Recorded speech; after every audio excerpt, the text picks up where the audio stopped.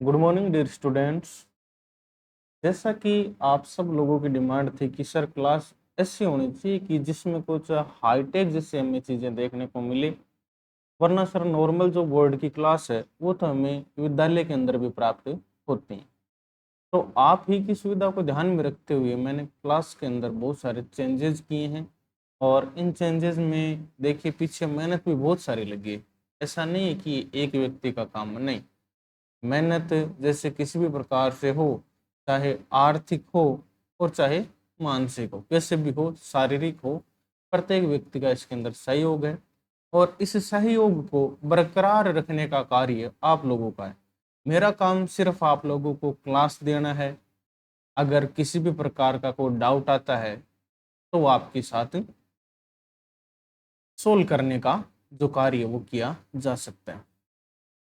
अब सबसे पहले मैं आपको बता दूं कुछ इम्पोर्टेंट चीज़ें वो है कि आज की कक्षा में क्या महत्वपूर्ण है। देखिए, आज की कक्षा हो चाहे कल की हो, सबसे महत्वपूर्ण बात यही रहती है कि प्रत्येक जो सवाल है वो सविस्तारित हल करवाया जाएगा, जाता है, इस प्रकार की चीज़ें।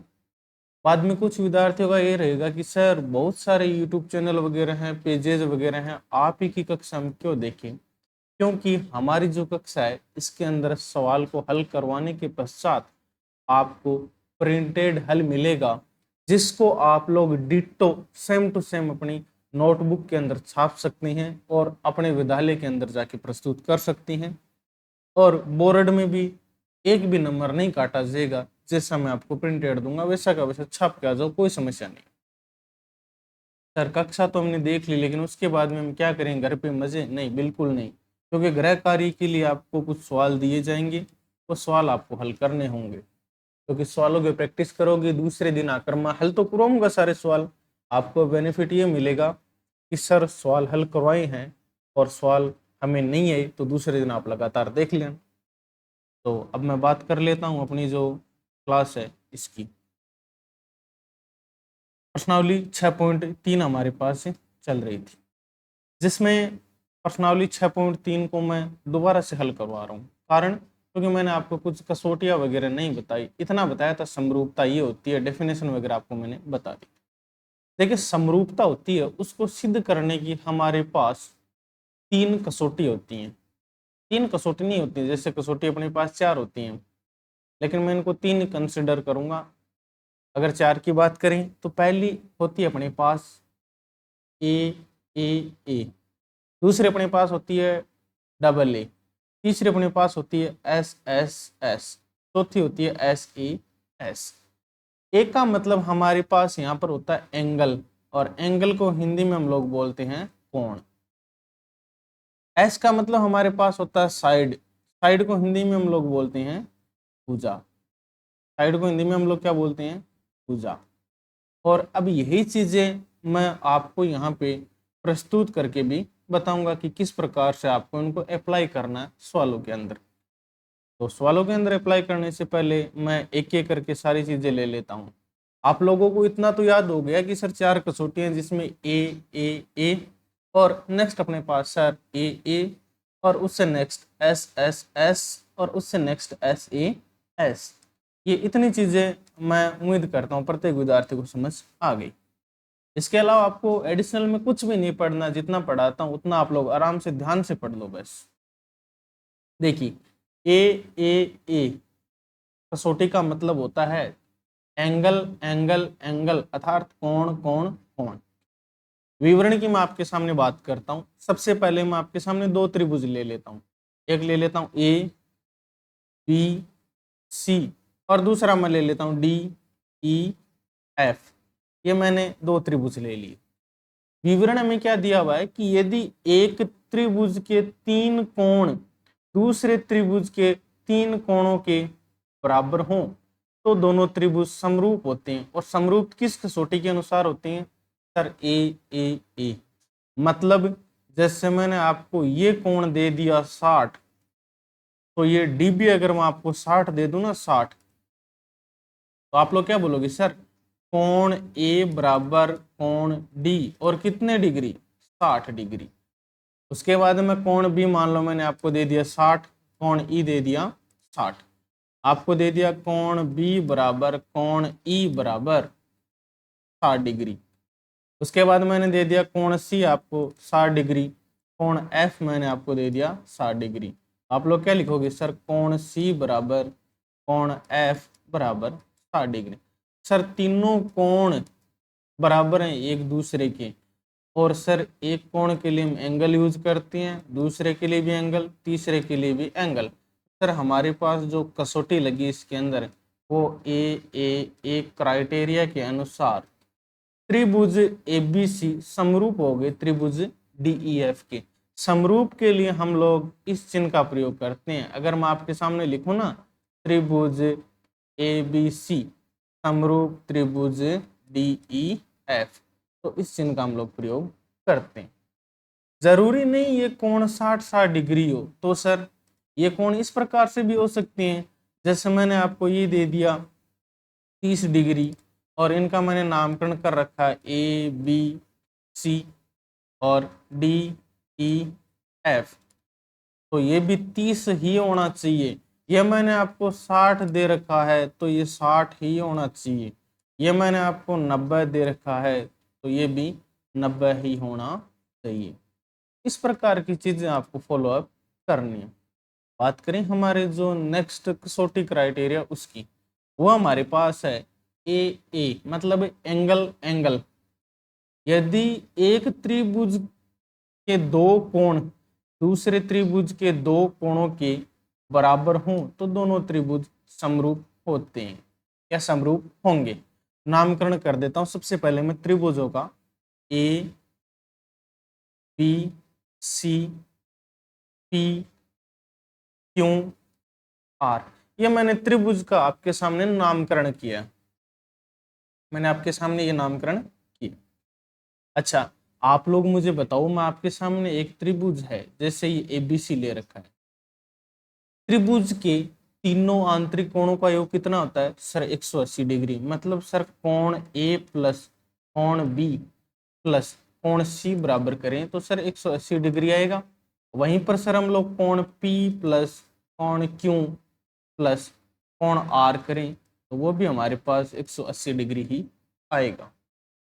अच्छा, सवाल के जो कसौटी है उसके अंदर क्या बोला गया है कि आपके पास दो कोण बराबर होने चाहिए। मतलब ये एक कोण मैंने आपको 30 डिग्री दे दिया तो ये पी भी कितना होना चाहिए 30 डिग्री।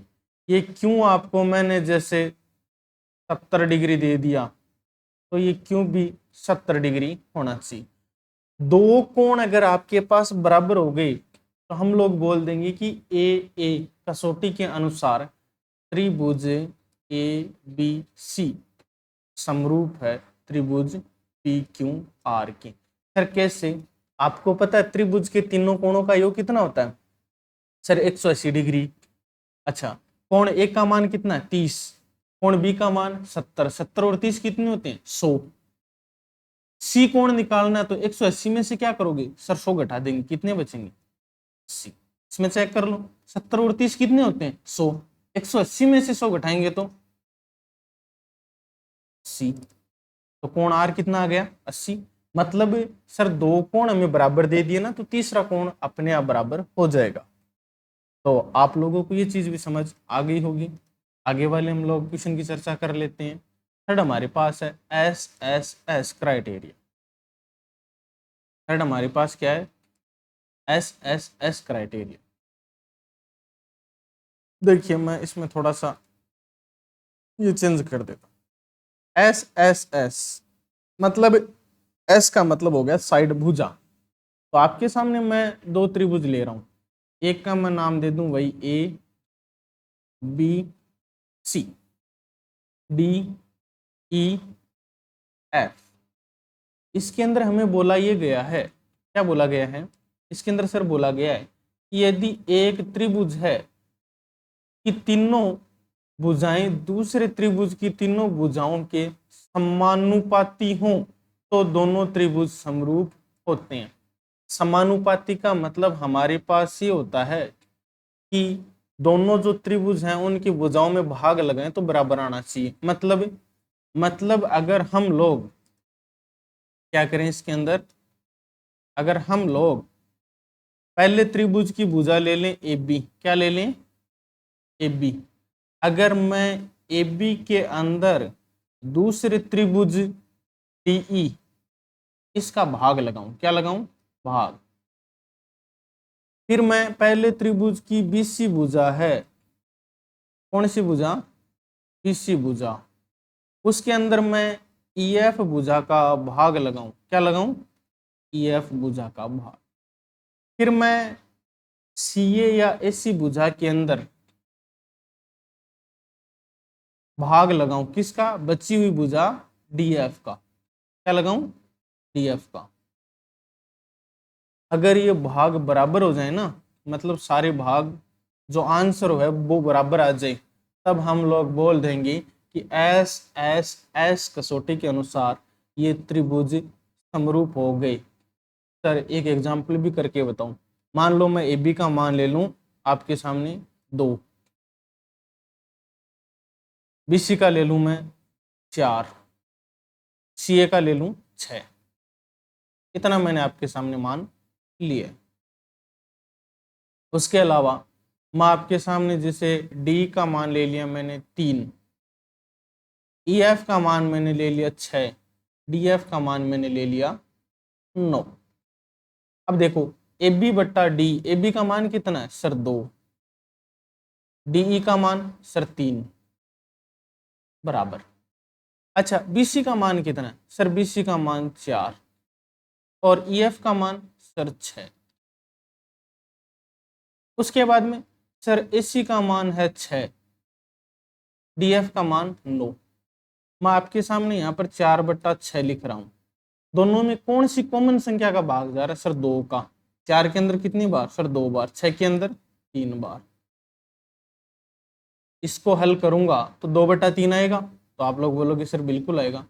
अच्छा अब मैं लिख रहा हूं 6/9, 6 में किसका भाग जा रहा है सर, 3 का, कितनी बार, 2 बार, 9 में सर 3 बार, क्या आ रहा है सर, इसका भी 2/3 आ रहा है।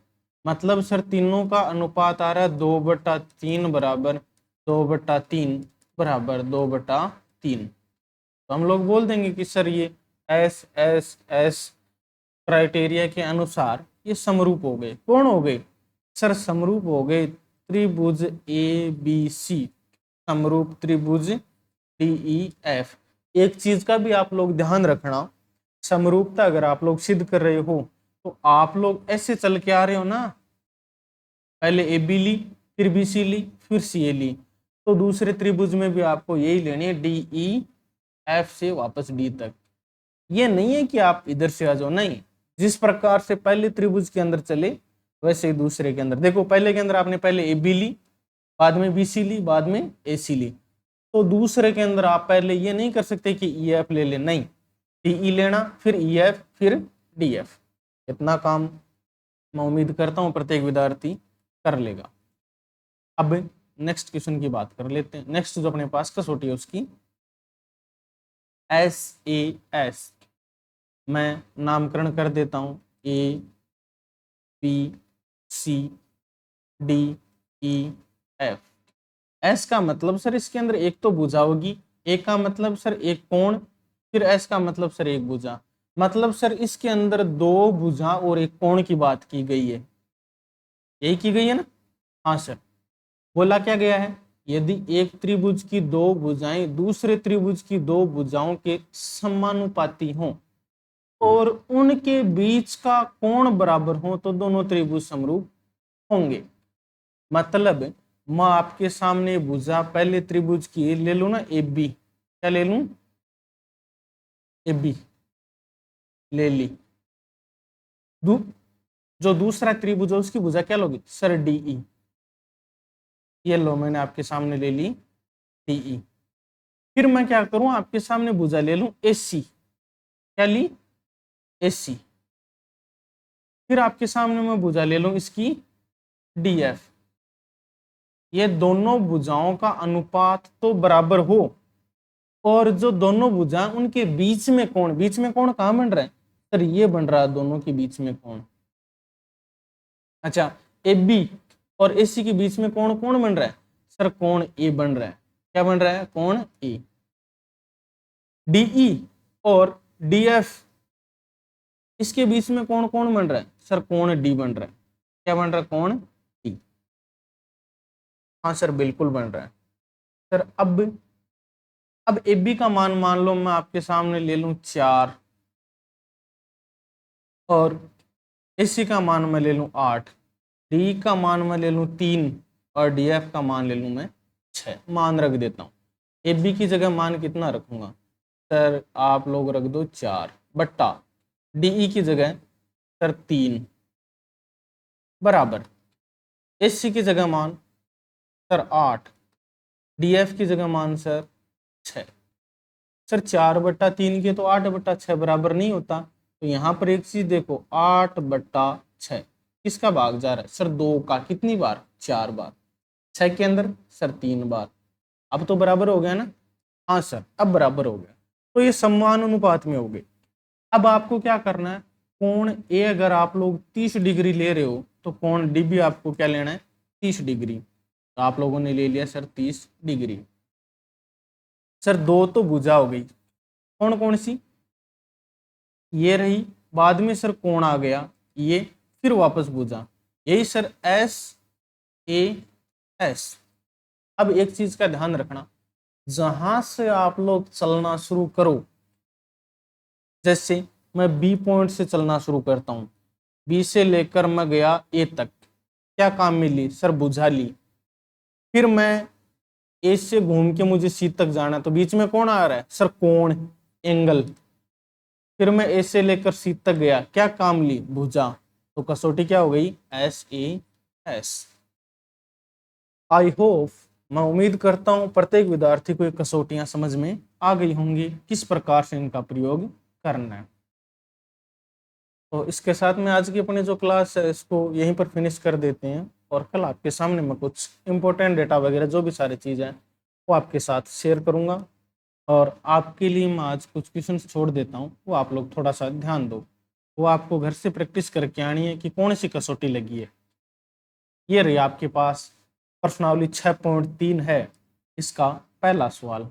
ये आपके लिए मैं दे रहा हूँ होमवर्क, ये आपको मैं दे रहा हूँ होमवर्क, ये आपको करके लेकर आना है और मुझे बताना है कि सर हमें ये क्वेश्चन आ गया, इसमें डाउट रहा, किस प्रकार क्या चीज़ें, जिससे देखो आपके बैकएंड पे जो टीम काम कर रही है उसको भी ये मोटिवेशन मिले कि ठीक है बच्चे पढ़ रहे हैं, और बाकी आप लोग अपने साथियों के साथ ये वीडियो वगैरह शेयर कर दिए, जिससे हमें भी ये लगे कि ठीक है बच्चे साथ में हमें सपोर्ट कर रहे हैं।